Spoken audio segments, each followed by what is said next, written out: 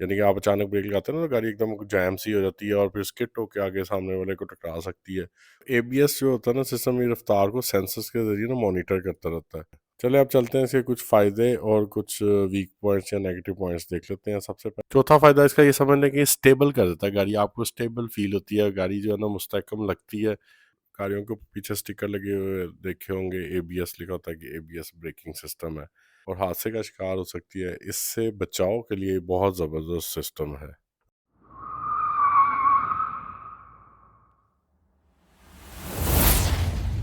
अस्सलाम व्यूअर्स, मैं हूं आपका टायर उस्ताद, वो उस्ताद जो जानता है टायरों के सब राज, आपको बताता है टायरों के सब हादसों आम। 25 साल तजर्बा रखने वाला ये उस्ताद देगा आपको सब मालूमात। अच्छा, आज आपको बताते हैं कि एंटी लॉक ब्रेक सिस्टम क्या होता है। अक्सर आपने गाड़ियों के पीछे स्टिकर लगे हुए देखे होंगे, एबीएस लिखा होता है कि एबीएस ब्रेकिंग सिस्टम है। बेसिकली एबीएस का मतलब भी एंटी लॉक ब्रेक सिस्टम होता है। ये एक अहम हिफाजती खसूसियत है जो आजकल की जदीद गाड़ियों में शामिल होती है। इसका मकसद जो होता है वो ब्रेक लगाने के दौरान गाड़ी के पहियों को लॉक होने से रोकना है। यानी कि आप अचानक ब्रेक लगाते हैं ना तो गाड़ी एकदम जैम सी हो जाती है और फिर स्किट होके आगे सामने वाले को टकरा सकती है। उससे बचने के लिए basically anti lock brake system होता है।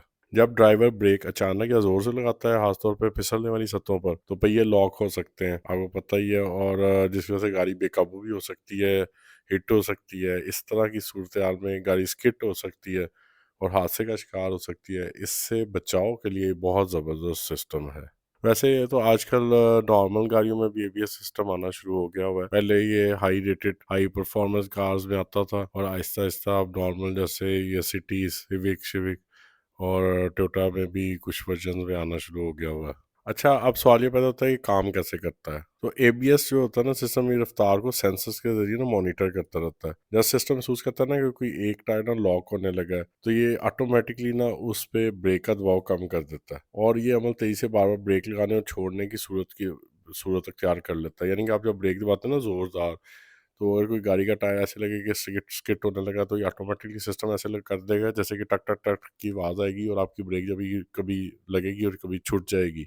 ऐसे होगा जैसे आप जोरदार ब्रेक के लगा रहे हैं और छोड़ रहे हैं, जिससे गाड़ी जो है ना वो एकदम जैम नहीं होगी और स्किट नहीं करेगी। ये सबसे मैंने आपको आसान लफ्ज़ों में आपके टायर उस्ताद ने एंटी लॉक ब्रेक सिस्टम के बारे में समझा दिया। चलिए अब चलते हैं इसके कुछ फ़ायदे और कुछ वीक पॉइंट्स या नेगेटिव पॉइंट्स देख लेते हैं। सबसे पहला फ़ायदा जो है ना, आपको बहुत बेहतरीन कंट्रोल मिल जाता है। आपको अपनी व्हीकल के ऊपर कॉन्फिडेंस आ जाता है।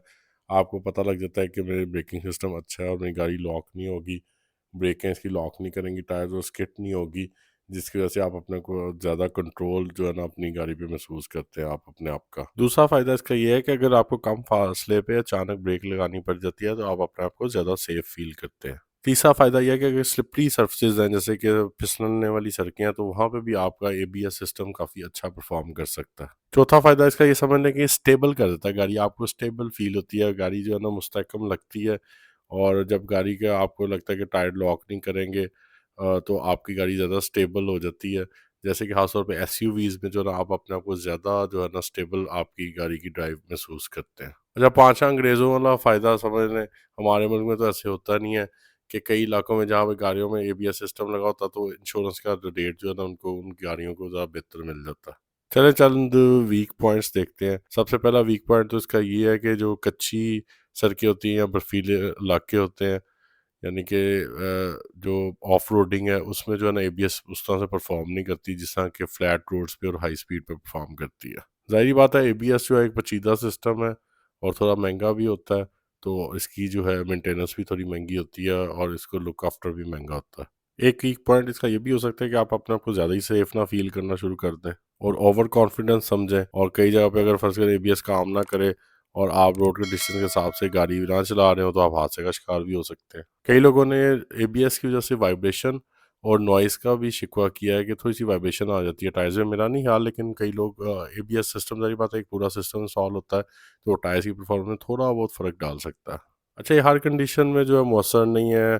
अगरचा एबीएस ज़्यादातर हालात में मौसर है, लेकिन ये इंतहाई कम गिरफ्त वाली सड़कों या ऑफ रोड हालात में बेहतर कारकर्दगी नहीं दिखा पाता। ड्राइवर को हालात के मुताबिक गाड़ी चलाना पड़ जाती है। चलें कंक्लूड करते हैं अपनी आज की इस वीडियो को कि एबीएस आजकल की गाड़ियों में एक लाजमी हिफाजती खसूसियत है, इसमें कोई शक नहीं है, और जो ब्रेक लगाने के दौरान पहियों के लॉक होने से रोक कर गाड़ी के कंट्रोल और हिफाजत को बेहतर बनाता है। लेकिन टायर साथ ये समझता था कि हमारे जो ड्राइवर्स हैं इनको इस सिस्टम के बारे में ज़रूर जो है पता होना चाहिए और उसकी अहमियत का एहसास होना चाहिए ताकि वो अपनी गाड़ी को ज़्यादा सेफली चला सके। आपको टायर उस्ताद की वीडियो कैसी लगी? वीडियो के नीचे कमेंट्स में ज़रूर बताइएगा, और अगर आप किसी टायर या टायर शॉप का रिव्यू करवाना चाहते हैं तो नीचे कमेंट्स में लिखें। इस वीडियो को लाइक करना, चैनल को सब्सक्राइब करना और घंटी के निशान को क्लिक करना मत भूलिएगा। इंशाल्लाह जल्द मिलेंगे एक नई वीडियो के साथ, और ये मत भूलिएगा कि टायरों की इस दुनिया का मैं एक माहिर ही नहीं, टायर उस्ताद हूँ मैं।